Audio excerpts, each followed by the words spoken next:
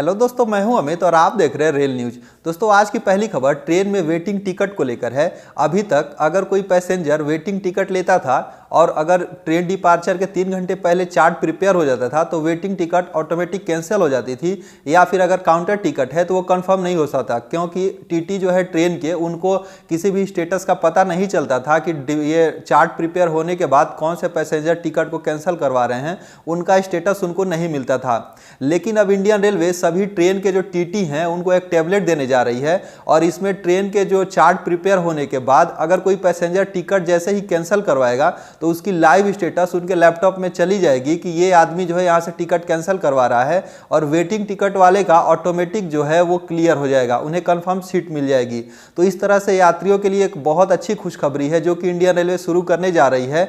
अब जो है कोई भी टीटी मतलब ट्रेन के अंदर किसी टिकट को बेच नहीं पाएंगे, वो ऑटोमेटिक वेटिंग टिकट वाले यात्रियों को कंफर्म कर दी जाएगी। और उसके अलावा वहाँ रेल मंत्री श्री पीयूष गोयल ने सभी डीआरएम को यह आदेश दिया है कि अब अगर मान लीजिए कोई ट्रेन पर चढ़ने से पहले अगर कोई पैसेंजर डिपार्चर पहले ट्रेन पर नहीं चढ़ पाता है तो उसके बदले में पहले टीटी उस सीट का अच्छे तरह से जांच करेंगे। अगर वो यात्री नहीं आता है तो किसी और वेटिंग वाले को देना अनिवार्य है। अभी तक वो क्या करते थे कि टीटी जो है टिकट को बेच देते थे, लेकिन अब ऐसा वह नहीं कर पाएंगे। दोस्तों, अगली खबर ट्रेन के शताब्दी एक्सप्रेस को लेकर है। हबीबगंज से नई दिल्ली के बीच चलने वाली शताब्दी एक्सप्रेस में अब जो है जनरेटर, दोनों जो आगे पीछे जनरेटर कार लगे होते हैं पावर सप्लाई के लिए, उस जनरेटर कार को हटाकर वहां पर पैसेंजर कोच लगाने की तैयारी चल रही है, जिससे जो है ज़्यादा से ज़्यादा यात्री वहां पर आ सकें। और जनरेटर कार को हटाकर अब यहाँ पर एचओजी सिस्टम वाला जो कि हेड ऑफ जनरेशन है, जो जिसमें लोकोमोटिव जो है पेंटोग्राफ से ओएचई से डायरेक्ट सप्लाई लेकर अब कोच को देगा। और ऐसा आदेश दिया गया, ऐसा प्लानिंग चल रही है कि दिसंबर 2019 तक जितने भी राजधानी और शताब्दी एक्सप्रेस हैं सभी के जो एचओजी जो हेड ऑफ जनरेशन या जनरेटर कार जिसमें लगाए गए हैं उस कोच को हटाकर उसमें पैसेंजर कोच लगा दिया जाएगा और जो है इसके लोकोमोटिव को चेंज कर दिया जाएगा। दोस्तों, अगली खबर रेलवे में हेल्पलाइन नंबर को लेकर है। अभी तक रेलवे में हेल्पलाइन नंबर के लिए बहुत सारे अलग अलग काम के लिए अलग अलग हेल्पलाइन नंबर जारी किए गए हैं, जिससे यात्रियों को बहुत प्रॉब्लम होती है हर नंबर को याद कर पाना।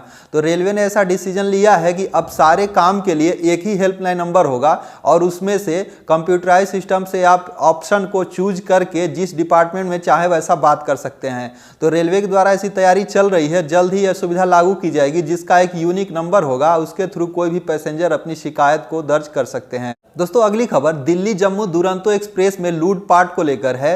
गुरुवार की रात को 3:30 बजे दिल्ली से बाहर क्षेत्र में B3 और B7 ने हथियारबंद लुटेरों ने ट्रेन के अंदर घुसकर रात को 3:30 बजे यात्रियों के गर्दन पर बंदूकें रख के ट्रेन को लूट लिए हैं।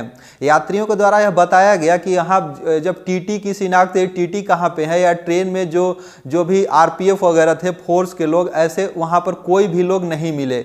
मतलब कि कोई सुरक्षा की कोई इंतजाम नहीं थी, जिससे यात्रियों लोग बहुत वहाँ पे उनको दिक्कतें हुई और ट्रेन को पूरी तरह से लूट लिया गया है। और बाकी जो भी इसकी शिनाख्त चल रही है कि कौन थे क्या है, अभी किसी के बारे में कुछ भी पता नहीं चल पाया है।